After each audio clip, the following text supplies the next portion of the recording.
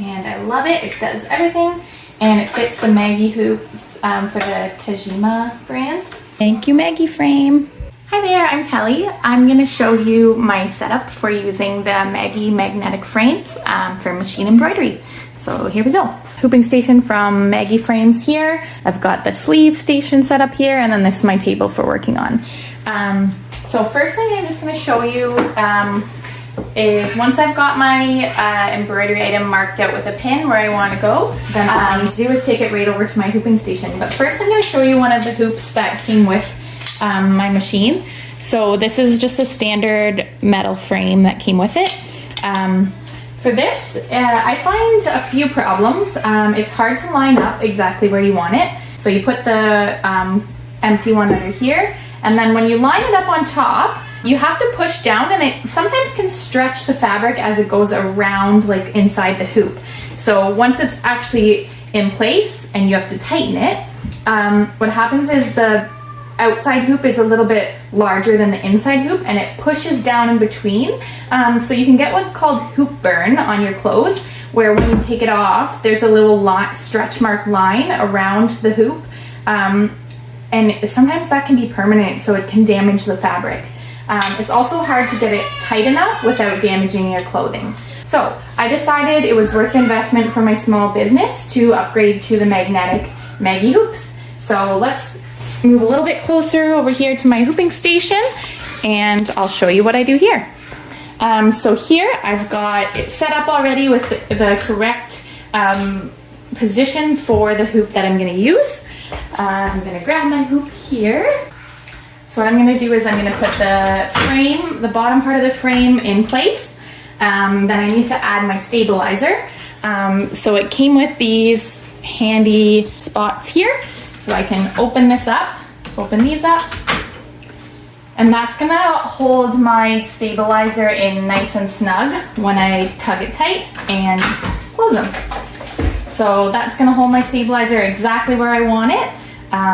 Now it's super easy to line up my actual item and to make sure that it's centered properly. So all I'm gonna do here is I'm gonna put my arms inside the sweater, and I'm gonna slide it right over the top like so. Let me just slide this up a little bit so you can see everything. Okay, that's a bit better there, you can see. So I slid my sweater on right over top of the hooping station, and now I'm just gonna slide my arms in and make sure my stabilizer is all tucked in place. I like to also add a second layer of medium weight cutaway stabilizer for sweaters. So I just use a small piece underneath right where I know my embroidery is going to go, and I'm tucking that in underneath the sweater in between the hoop and the sweater. So now all I'm going to do is I'm going to follow my center line of the sweater, and I'm going to make sure that it's lined up the front and the back. You can also kind of hold the sweater sleeves out and see that everything's all straight. So that is beautiful, nice and straight. And your image is gonna be centered and easy peasy every time. So it really takes out the guesswork between trying to get your image center and horizontal. So now I'm gonna grab the magnetic part of the frame.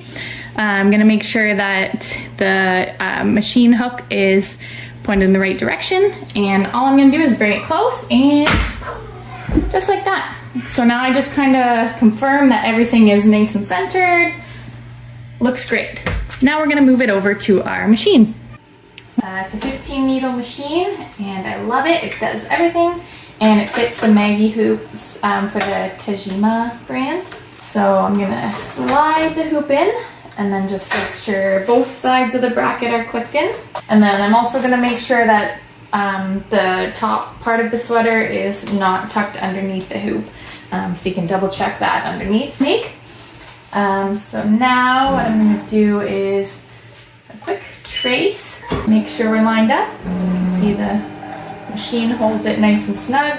Time with the left needle, make sure we're not going to run into any problems on the hoop. So I've got nice clearance between the needle and the hoop still. Always check this with a larger design to make sure that you don't have too big of a design for your hoop choice. It's a really nice big design I'm doing here. I'm using the 12.4 inch by 15.6 inch hoop. That gives lots of space. That's the biggest one. So it gives a nice big amount of space for nice weight. So no problems there. And we are good to go. Remove my little needle markers for the center line and push start. Here we go.